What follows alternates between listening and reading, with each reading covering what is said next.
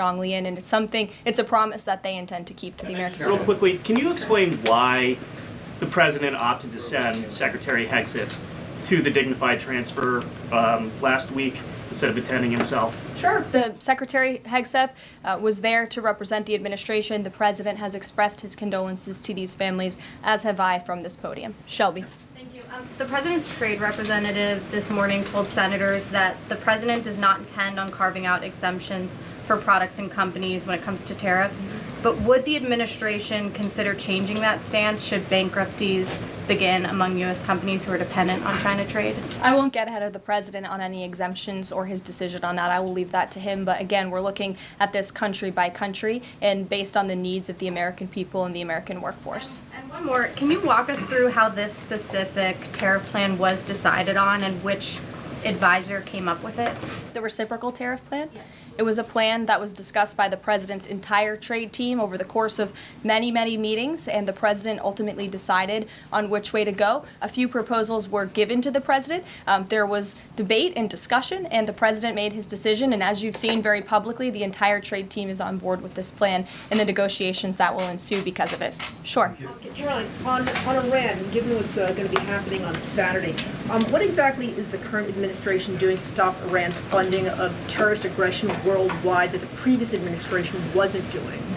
Well, first of all, when it comes to Saturday, I won't get ahead of the president. He has said there will be direct talks with Iran on Saturday. I won't further any details from this podium for obvious reasons, security reasons. It will, provide an update as we always have. However, when it comes to Iran, the president has reimposed crippling sanctions on the Iranian regime, and he's made it very clear to Iran they have a choice to make.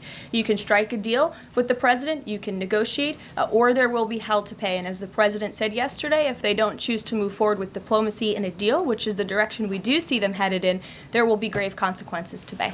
To the back row.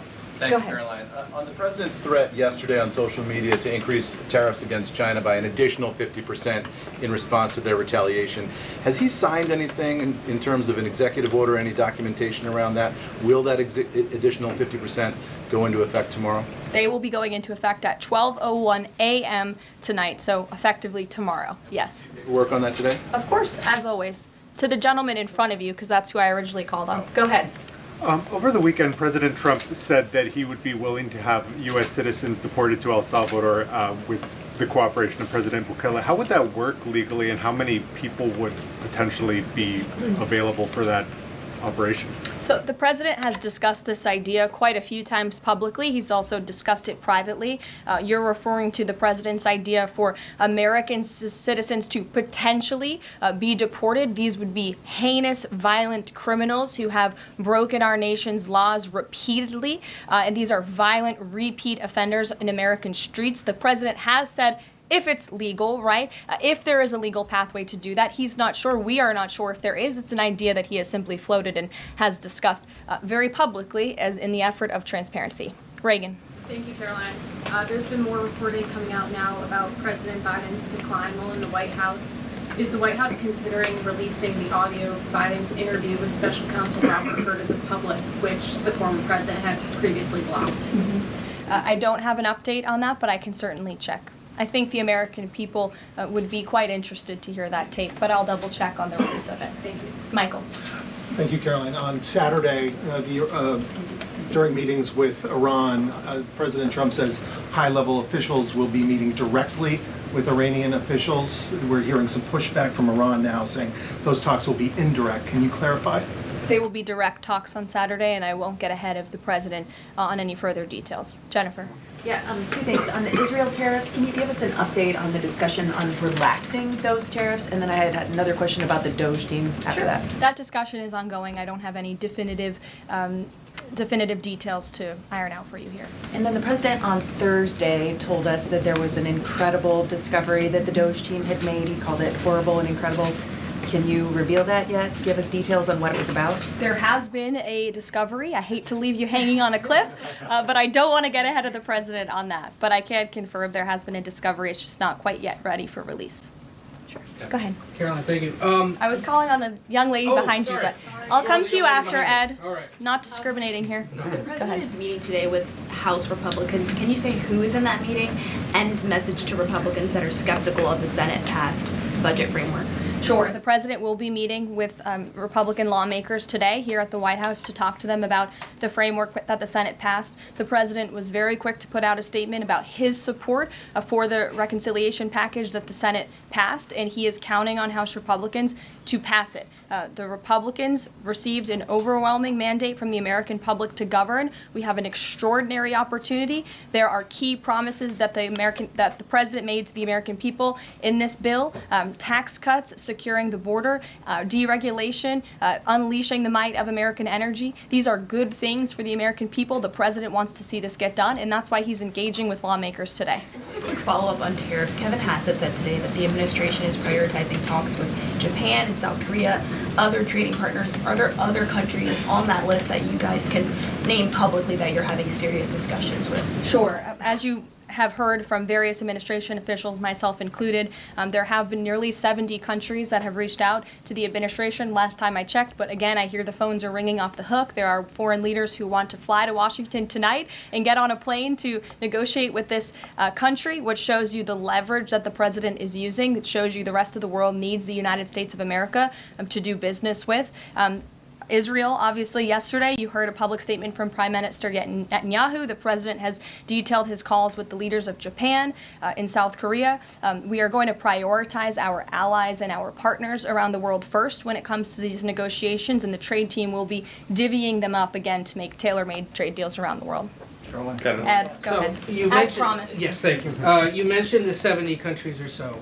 I'm curious, though, under what conditions at this point would President Trump talk to President Xi about tariffs? Look, I just spoke to the president about this, and he believes that China wants to make a deal with the United States. He believes China has to make a deal with the United States. It was a mistake for China to retaliate. The president, when America is punched, he punches back harder. That's why there will be 104% tariffs going into effect on China tonight at midnight. But the president believes that Xi and China want to make a deal. They just don't know how to get that started. And the president also wanted me to tell all of you that if China reaches out to make a deal, he'll be incredibly gracious, but he's going to do what's best for the American people. So China has to call first?